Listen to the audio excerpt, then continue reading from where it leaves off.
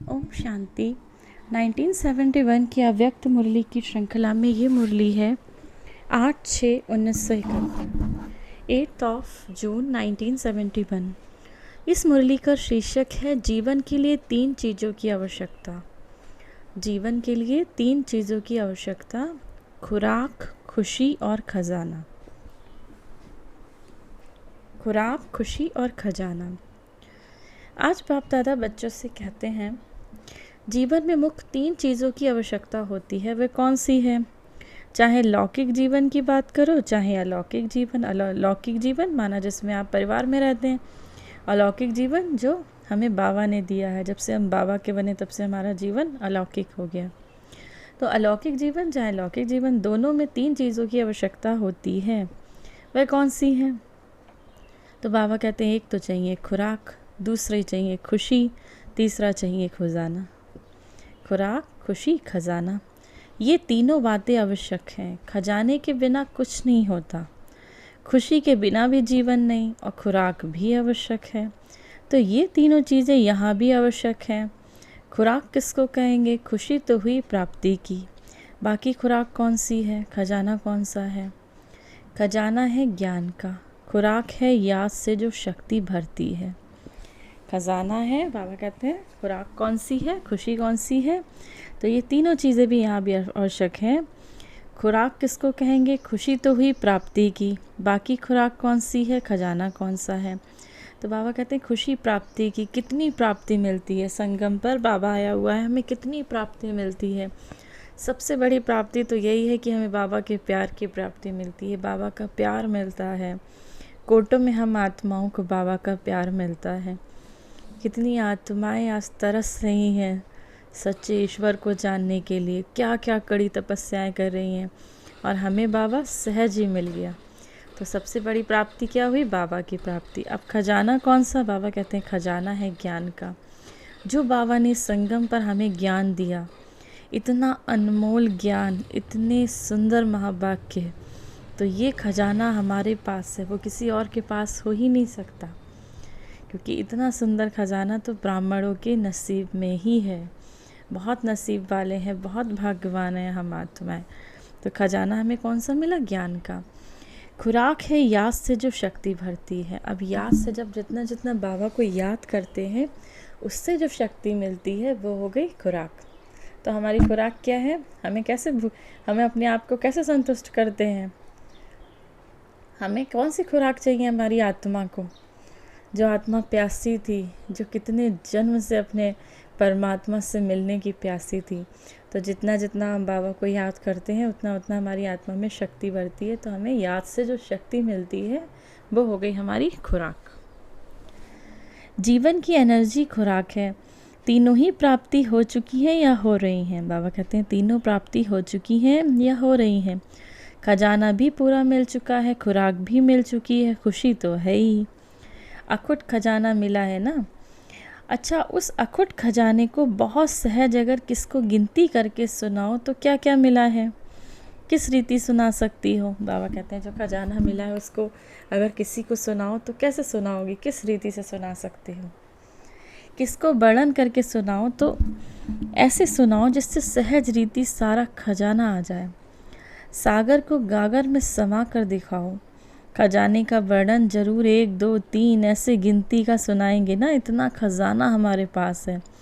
यहाँ भी 1 2 3 4 5 के अंदर ही सारा खजाना गिनती कर सुना सकती हो। एक में इकट्ठी बातें आ जाती हैं। एक बाप, एक ही ज्ञान। जैसे एक का वर्णन करो तो कितनी पॉइंट्स आ जाएंगी? एक बाप है, एक का ही ज्ञान है, एक से ही प्रेम है, एक रस स्थिति है, तो एक में कितनी बातें आ जाएंगी? 2 का वर्णन करो तो 2 में कितने पॉइंट्स हैं? 3 का वर्णन करो तो 3 में कितने पॉइंट्स हैं? तो 1 2 3 4 5 इसमें सारा ज्ञान वर्णन कर सकती हो। जैसे खजाने को उंगलियों पर गिनती करते हैं ना, तो आप भी खजाने को 5 गिनती में वर्णन कर सकती हो। ये क्लास कराना, बाबा कहते हैं ये क्लास कराना। बाबा ने नया होमवर्क दिया कि 5 पॉइंट्स में आपको ये 5 पॉइंट्स में आपको खजाना वर्णन करना है, 5 की गिनती में वर्णन कर सुनाना है। फिर देखना 5 के अंदर सारी पॉइंट्स आ जाती हैं। ऐसे ऐसे मंथन करना चाहिए जिससे सहज भी हो जाए, वही ज्ञान रमणीक बन जाए। 5 में सारा ज्ञान वर्णन कर सुनाओ। खजाने को भी वर्णन करके सुनाने के लिए सहज तरीका है। छोटे बच्चे को भी 1 2 3 ऐसे सिखाते हैं ना, तो इन 5 में ही सारे खजाने का वर्णन हो। और जितना बार खजाने का वर्णन करते हैं वह मनन लाते हैं, इतनी खुशी ज़रूर होती है। और खजाने को मनन करने से मगन अवस्था ऑटोमेटिकली होती है, खुशी भी मिल जाती है, खुराक भी मिलती है और खजाने की स्मृति भी आ जाती है। तीनों ही बातें स्मृति में हैं। इस जीवन को श्रेष्ठ जीवन कहा जाता है। याद की यात्रा में रहने से कोई करामात आती है, शक्तियों की प्राप्ति होती है। याद की यात्रा करने से क्या करामात आती है? बाबा कहते हैं शक्तियों की प्राप्ति होती है। शक्तियों की प्राप्ति को करामात कहें। जैसे वो लोग कई अभ्यास करते हैं, उसमें रिद्धि सिद्धि की करामात आती है। जब भक्ति में लोग कितनी पूजा पाठ भक्ति सिद्ध करने के लिए करते हैं, तो उसमें बाबा कहते हैं रिद्धि सिद्धि की करामात आती है। इस प्राप्ति को करामात कहें। जिस शक्ति के आधार से आप कर्तव्य करती हो उसको करामात कहें, करामात नहीं कहेंगे। करामात समझकर प्रयोग नहीं करते हो, लेकिन कर्तव्य समझकर शक्ति का प्रयोग करते हो। कर्तव्य करने का तो फर्ज है, इस कारण स्वीकार नहीं होता। यहाँ करामात की बात नहीं, इसको श्रीमत का प्रैक्टिकल कर्तव्य समझकर चलते हो। उन मनुष्यों के पास करामात होती है, आप लोगों की बुद्धि में आएगी श्रीमत। उन लोगों के पास क्या होती है? हम करामात करके दिखाते हैं। आपकी बुद्धि में क्या आएगा? हम श्रीमत पे चलते हैं बाबा की, हम श्रीमत बताते हैं। तो श्रीमत और करामात में फ़र्क है। आप लोगों को शक्तियाँ प्राप्त होंगी तो स्मृति में आएगा, श्रीमत द्वारा अथवा इस मत की ये गति प्राप्त हुई। करामात नहीं, लेकिन श्रीमत समझेंगे। करामात समझ शक्तियों का प्रयोग नहीं करेंगे, कर्तव्य समझ शक्तियों का प्रयोग करेंगे। शक्तियाँ आनी जरूर हैं। बाबा कहते हैं करामात समझकर शक्तियों का प्रयोग नहीं करेंगे, श्रीमत समझ के शक्तियों का प्रयोग करेंगे। तो बाबा कहते हैं शक्तियाँ आनी जरूर हैं। मुख से बोलने की ज़रूरत नहीं, संकल्प से कर्तव्य सिद्ध कर देंगे।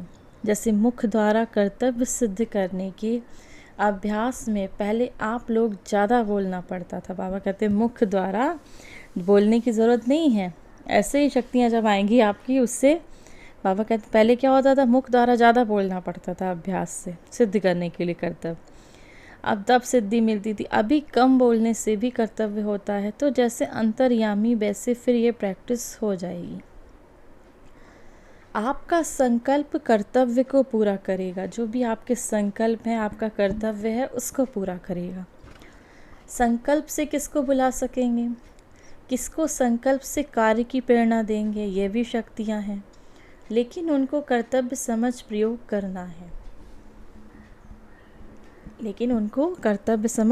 करना है। ये प्राप्ति श्रीमत से हुई। ये जैसे बटन दबाने से सारा नज़ारा बाबा कहते हैं ये प्राप्ति श्रीमत से हुई। जैसे बटन दबाने से सारा नज़ारा टेलीविज़न में आता है, वैसे ही आप संकल्प यहाँ करेंगे, वहाँ उसकी बुद्धि में क्लियर चित्र खिंच जाएगा। बहुत गुह्य राज बाबा बता रहे हैं यहाँ पे, बहुत गुप्त राज बता रहे हैं कि इतनी आपके अंदर शक्ति आ जाएगी कि आपको बोल के समझाना नहीं पड़ेगा। आपके संकल्प, जैसे टीवी का बटन दबाते हो ना, सारे चित्र आने लगते हैं, वैसे ही आप संकल्प लोगे किसी आत्मा को के प्रति, वैसे ही उसकी बुद्धि में क्लियर सारे चित्र खिंच जाएंगे। ऐसा कनेक्शन चलेगा, सभी शक्तियों की प्राप्ति होगी। इस प्राप्ति के लिए जब तक बुद्धि में सभी बातें समाप्त हों, सिर्फ श्रीमत की आज्ञा जो मिली हुई हो वही चलती रहे और कुछ मिक्स ना हो। व्यर्थ संकल्प श्रीमत नहीं है, ये अपनी मत है।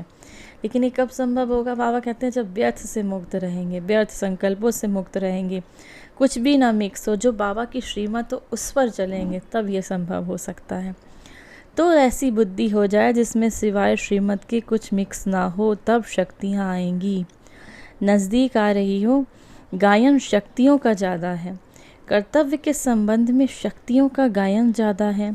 क्योंकि साकार में अंतिम कर्तव्य की समाप्ति शक्तियों द्वारा है। इसीलिए कर्तव्य की स्मृति व यादगार भी शक्तियों का ज़्यादा है। दिन प्रतिदिन भविष्य में देवताओं के स्वरूप का पूजन व यादगार कम होता जाएगा। दिन प्रतिदिन भविष्य में देवताओं के स्वरूप का पूजन व यादगार कम होता जाएगा।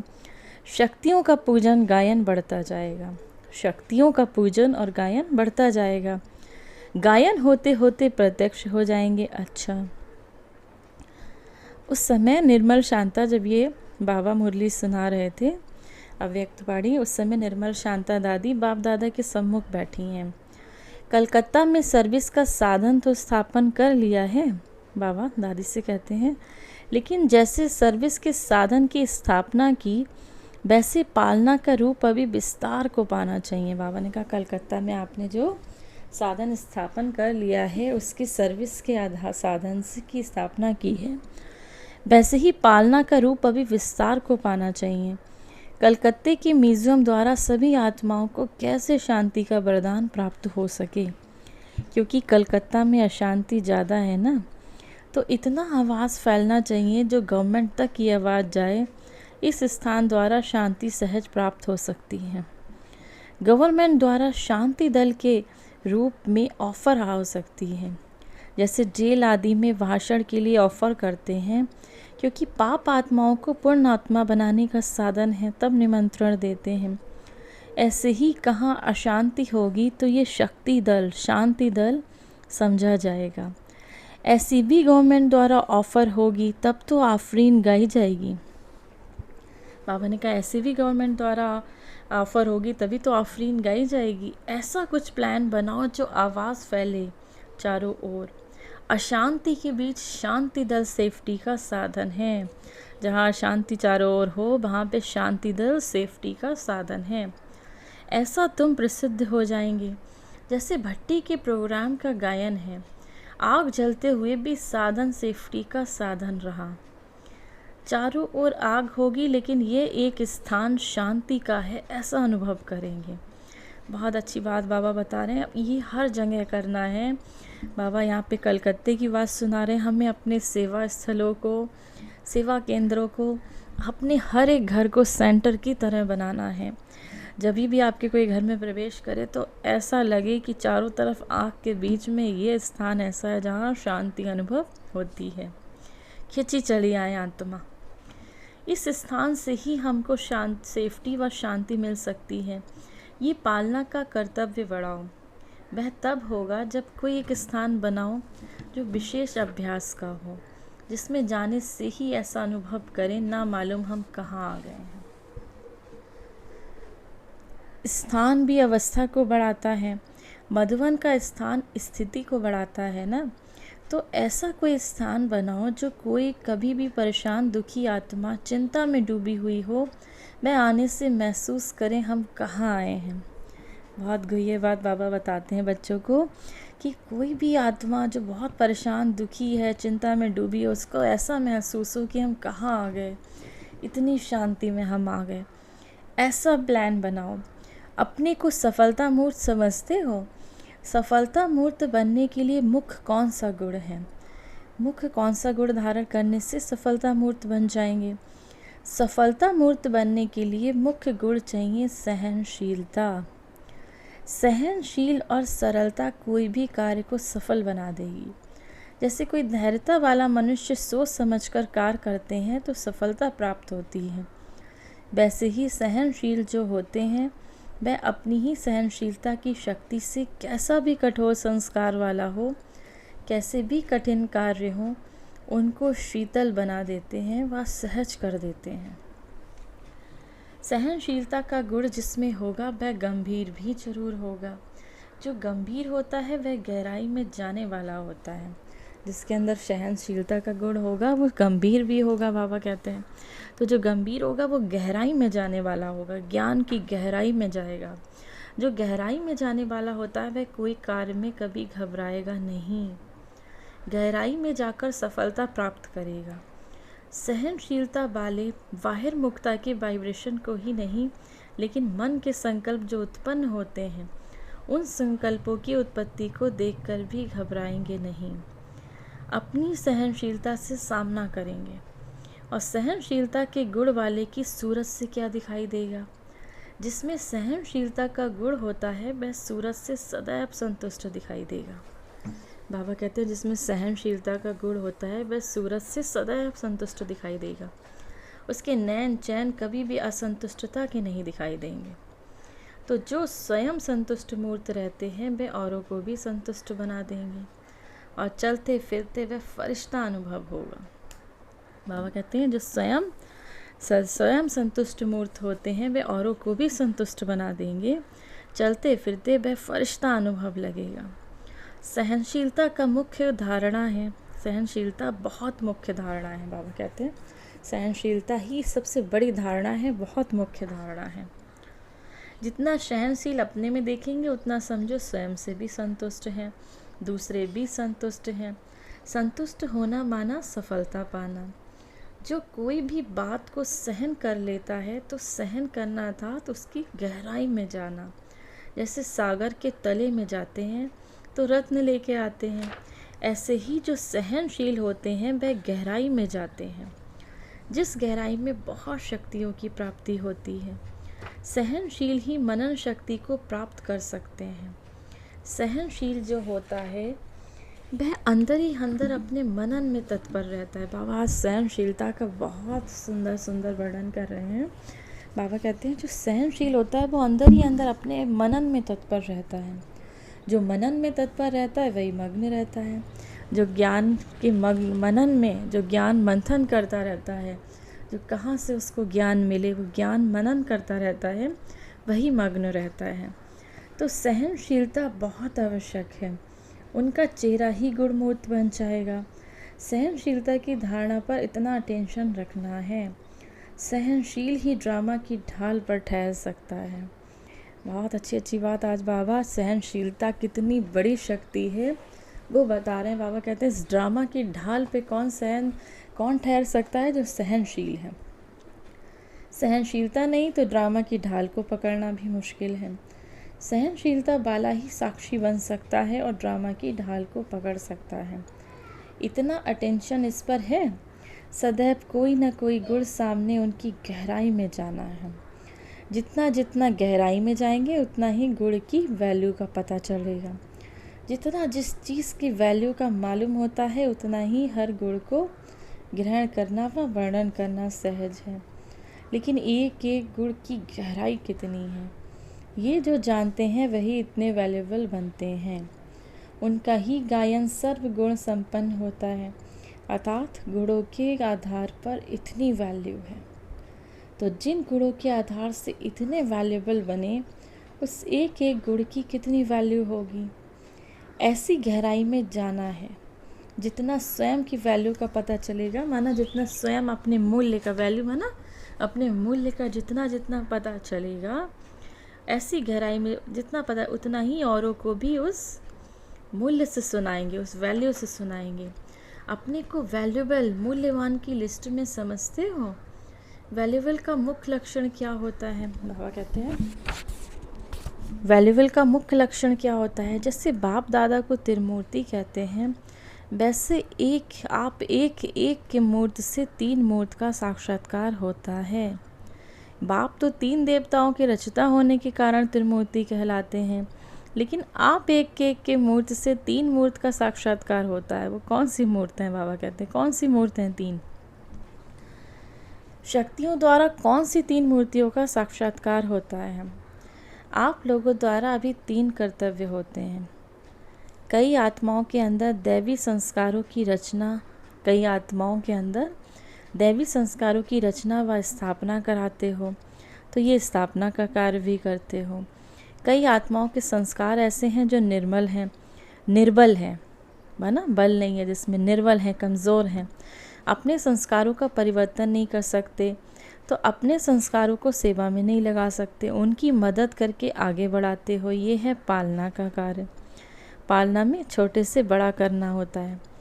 फिर कई आत्माएं जो अपनी शक्ति से पुराने संस्कारों को मिटा नहीं सकती, उनके मददगार बन विकर्मों के नाश करने में मददगार बनते हो। आज बाबा ने त्रिमूर्ति हम लोगों को दिखाया कि आपकी कौन कौन सी मूर्ति है। तो बाबा ने सबसे पहले क्या बताया, कौन कौन सी मूर्ति हैं शक्तियों की, कि कई आत्माओं के अंदर दैवी संस्कारों की स्थापना करते हो। ठीक है, फिर उन जैसे जो निर्बल आत्माएं हैं, कमज़ोर हैं, उनके अंदर शक्ति भर के, क्योंकि वो इतना अपने संस्कारों को निकाल नहीं पा रही हैं, जो उनके पहले के संस्कार हैं उनको उन पे विजय नहीं प्राप्त, तो उनकी आप पालना करते हो। उनको बाबा कहते हैं उनको उन संस्कारों का वो अपने परिवर्तन नहीं कर सकती, तो संस्कारों में सेवा में नहीं लगा सकती, तो आप उनको मदद देकर आगे बढ़ाते हो, माना पालना करते हो। उसके बाद बाबा कहते हैं आप जो आत्माएं हैं वो अपने पुराने संस्कारों को मिटा नहीं पाती, तो उनके मददगार बन उनके विकर्मों का विनाश भी करते हो। विकर्मों के विनाश करने में भी उनके मददगार बनते हो। तो ये तीनों कर्तव्य आपके द्वारा चल रहे हैं। तो जैसे त्रिमूर्ति बाप हैं, ऐसे बाबा ने आज तीनों मूर्ति बच्चों को दिया। बहुत सुंदर परिभाषा दी। इन तीनों कर्तव्यों के लिए तीन मूर्त कौन सी हैं? जिस समय कोई आत्मा नए देवी संस्कारों की रचना कराती हो उस समय बनती हो ज्ञान मूर्त। जिस समय पालना कराती हो रहम और स्नेह दोनों मूर्त की आवश्यकता होती है। अगर रहम नहीं आता तो स्नेह भी नहीं, तो पालना के समय रहम दिल और स्नेह मूर्त बन जाती हो। जब संस्कारों की रचना कराती हो दैवी संस्कारों की तो ज्ञान मूर्त, और जब बाबा कहते हैं जब रहम दिल बनती हो, स्नेह मूर्त बनती हो, स्नेह से उनकी पालना करती हो तो क्या बन जाती हो? रहम दिल और स्नेह मूर्त। जिस समय कोई के पुराने संस्कारों का नाश कराती हो उस समय शक्ति स्वरूप।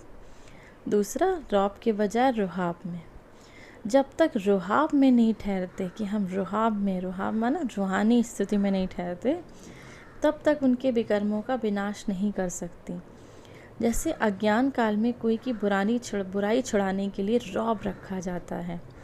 अज्ञान काल में किसी की बुराई छुड़ाते हैं तो रौब रखा जाता है, उसको शक्ति से कोशिश की जाती है इसकी बुराई छुड़ा दें। यहाँ रौब तो नहीं, लेकिन रुहाब रखना पड़ता है। अगर रुहाब में ना ठहरो तो उनके पुराने संस्कारों का नाश नहीं करा सकेंगी। शक्ति रूप में विशेष इस रुहाब की धारणा करती हो। इन गुणों द्वारा ये तीन कर्तव्य करती हो।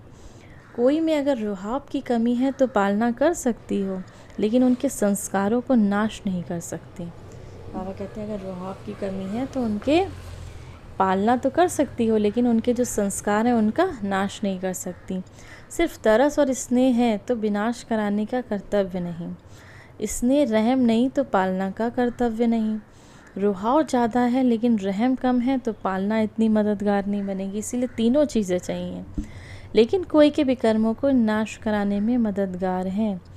और फिर नॉलेजफुल नहीं है तो नए संस्कारों की रचना नहीं करा सकती। तो तीनों ही चाहिए। कोई में कौन सा विशेष गुण है, कोई में कौन सा विशेष गुण है, लेकिन चाहिए तीनों ही। अगर तीनों में ही प्रैक्टिकल समानता है फिर सफलता बहुत जल्दी मिलती है। नहीं तो कोई बात की कमी होने के कारण जो संपूर्ण सफलता होनी चाहिए, जल्दी होनी चाहिए, उसमें टाइम लग जाता है। तो अभी लक्ष्य ये रखना है तीनों कर्तव्य करने के लिए मुख्य गुणमूर्त बनना है, उसमें कमी ना हो। फिर समय को नज़दीक लाएंगे। ये समानता लानी है। जो बाप में सर्व गुणों की समानता है, अभी कोई में कौन सा गुण, कोई में कौन सी विशेषता है, फ़र्क है ना।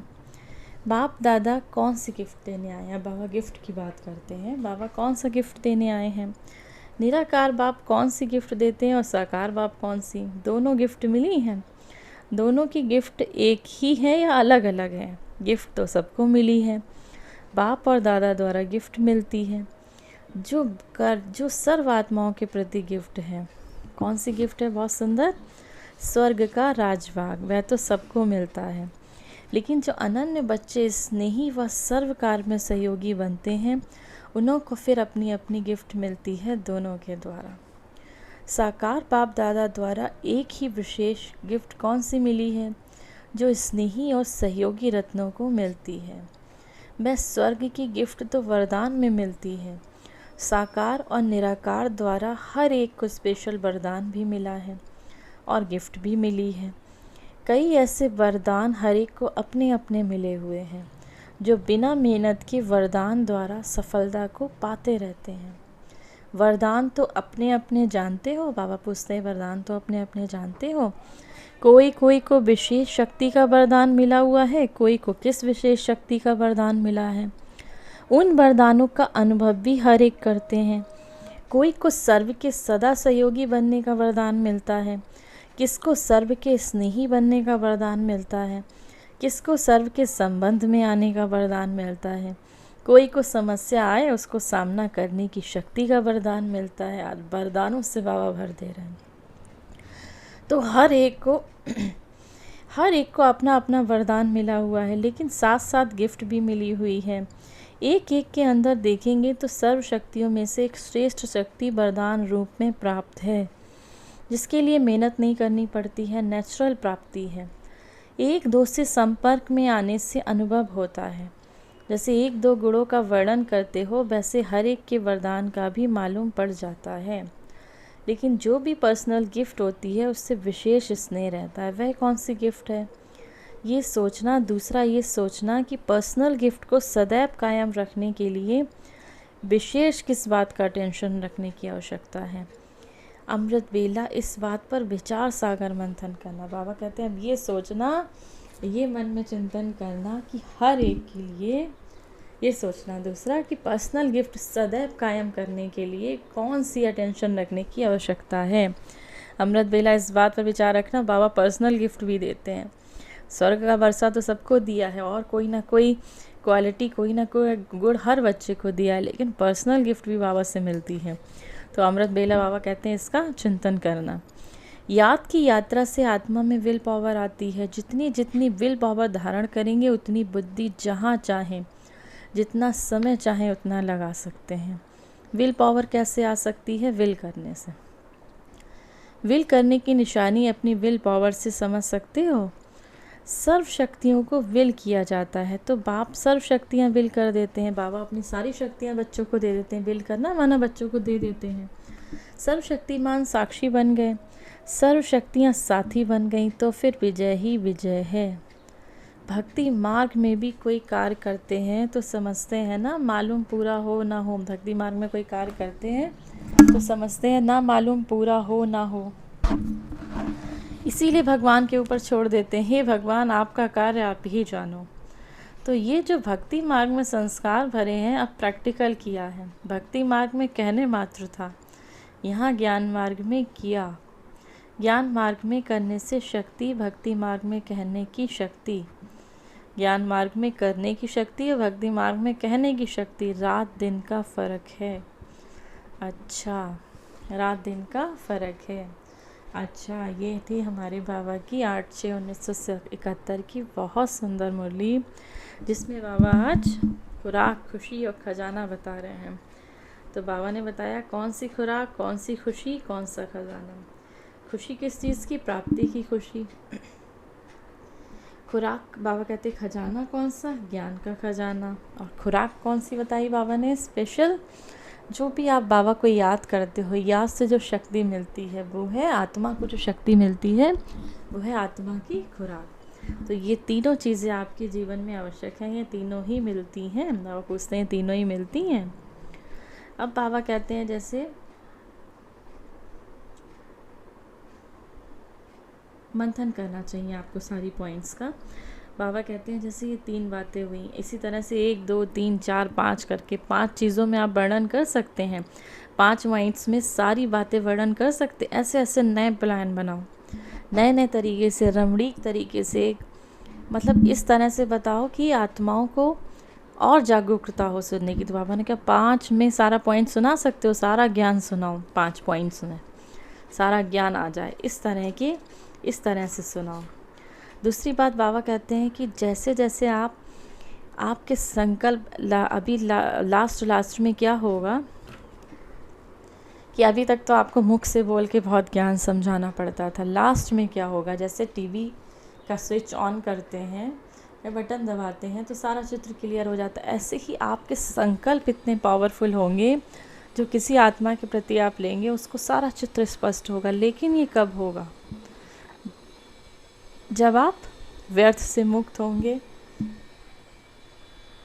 जब इसमें मनमत मिक्स नहीं होगी, जब श्रीमत के अनुसार चलेंगे, तभी ऐसा संभव हो सकता है।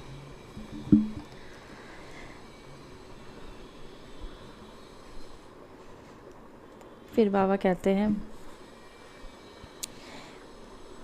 कि अपने स्थान को, जहाँ भी आप रहते हो, अपने स्थान को, जो भी आप सेवा केंद्र में, घर में, ऐसा बनाओ कि जो भी कोई आत्मा प्रवेश करे, कोई दुखी हो, चिंता से भरी हुई हो, उसको लगे कि ये चारों तरफ आग के बीच में कोई शांति का पुंज है, यही शांति मिलती है। तो अपने घर के वायुमंडल को, अपने सेवा केंद्र के वायुमंडल को इतना शांति से भर दो कि आत्माएं आएँ और उनको वो खुशी से झूमने लगे, कहा कि बस यहीं आना था, यही वो जगह है जहाँ पर हमको आकर शांति मिलती है। अब बाबा कहते हैं सफलता मूर्त बनने के लिए बाबा ने यहाँ सहनशीलता का बहुत विस्तार किया है। सफलता मूर्त अगर आप बनना चाहते हैं तो गुण कौन सा धारण करना है? सहनशीलता। सहनशीलता होगी तो संतुष्ट दिखाई देंगे, फरिश्ता अनुभव होगा। जो सहन कर लेता है वो सहन करने, बाबा कहते हैं वही गहराई में जा सकता है। बहुत सारी बातें बाबा ने सहनशील के बारे में बताई हैं। फिर बाबा ने कहा जैसे बाप को त्रिमूर्ति कहते हैं, ऐसे बच्चों को भी त्रिमूर्ति कहते हैं। कैसे त्रिमूर्ति कहते हैं? बाबा कहते हैं जब आप किसी आत्माओं को दैवी संस्कारों से भरते हैं तो माना आपने स्थापना की दिव्य संस्कारों की। इसको कहते हैं ऐसे बाप त्रिमूर्ति। बाप का कर्तव्य है ना स्थापना, पालना और विनाश। तो बाबा कहते हैं फिर माना कोई आत्मा कमज़ोर है, निर्बल है, तो वो अपने संस्कारों को बदल नहीं पा रही है, तो आप उसको शक्तियों से भरते हैं, उसके मददगार बनते हैं। तो ये हो गई पालना। उसको छोड़ नहीं देते हैं कि वो अपने संस्कारों के वजह से बाबा के ज्ञान में आगे नहीं बढ़ पा रही है, लेकिन आप उसको शक्तियों से ब्लेस करते हैं, जिससे ये हो गई पालना। फिर बाबा कहते हैं माना वो आत्मा इतनी कमज़ोर है जो अपने विकर्मों को विनाश नहीं कर पा रही है, तो आप अपनी शक्तियों से भर के उसको विकर्मों को विनाश करते हैं। तो पालना, स्थापना और विनाश तीनों कार्य आप त्रिमूर्ति बाप के बच्चे कर सकते हैं। अब बाबा कहते हैं जब पालना करते हो, जब संस्कारों की रचना करते हो, तब बन जाते हो ज्ञान मूर्त। जब पालना करते हो तब बन जाते हो रहमदिल और स्नेह मूर्त, क्योंकि आपका जब रहमदिल का संस्कार होगा, इसने नहीं तो आप क्या कहोगे, अरे इसको तो समझ में नहीं आ रहा है, इसको मैं कैसे करूं, मैं इतना समझाता हूँ, उस आत्मा में बल नहीं है इतना, तो फिर आप क्या कहते हो, अरे इसको नहीं। लेकिन आप अगर रहम दिल हो, स्नेह मूर्त हो, तो आप उसको समझाओगे। तो बाबा कहते हैं वो हो गए रहम दिल और स्नेह मूर्त। उसके बाद बाबा कहते हैं जब आप विनाश करते हो किसी के विकर्मों का, तो ये हो गया शक्ति मूर्त। फिर बाबा गिफ्ट की बात करते हैं। आप बच्चे बाबा से बहुत सारी गिफ्ट मिली हैं, किसी को कोई वरदान मिला है, किसी को कोई वरदान मिला है। सबसे बड़ा तो स्वर्ग का वर्षा मिला है, दूसरा हमें बाबा का प्यार मिला है, ये भी बहुत बड़ा गिफ्ट है। उसके बाद बाबा ने कहा किसी को शक्ति का, किसी को सामना करने की शक्ति का, किसी को सहन करने की शक्ति का। उसके ऊपर भी बाबा ने कहा जो बाबा के बच्चे सहयोगी बनते हैं उनको पर्सनल गिफ्ट बाबा देते हैं। तो ये अमृत वेले विचार करना कि बाबा कौन सा पर्सनल गिफ्ट किसको देते हैं। ये थी हमारे बाबा की बहुत सुंदर मुरली, जिसमें बाबा ने हम बच्चों को बहुत सुंदर ज्ञान दिया। आपसे सभी से अनुरोध है, बाबा की अव्यक्त मुरलियाँ बहुत ज्ञान, जितना इनका मनन करेंगे, जितना इनका चिंतन करेंगे, उतना गहराई में उतरते जाएंगे। तो आप खुद भी सुने और दूसरों को भी शेयर करें। ये हमारी श्रृंखला चली आ रही है 69 से 71, फिर 72, ऐसे करके बाबा की 1100 मुरलियाँ हैं। हम बारी बारी सारी मुरली सुनेंगे। आप सभी बाबा के बच्चों को बाबा की तरफ से याद, प्यार और नमस्ते। हमारे मीठे मीठे प्यारे बाप दादा को हम सभी बच्चों की ओर से याद, प्यार और नमस्ते। ओम शांति, ओम शांति, ओम शांति।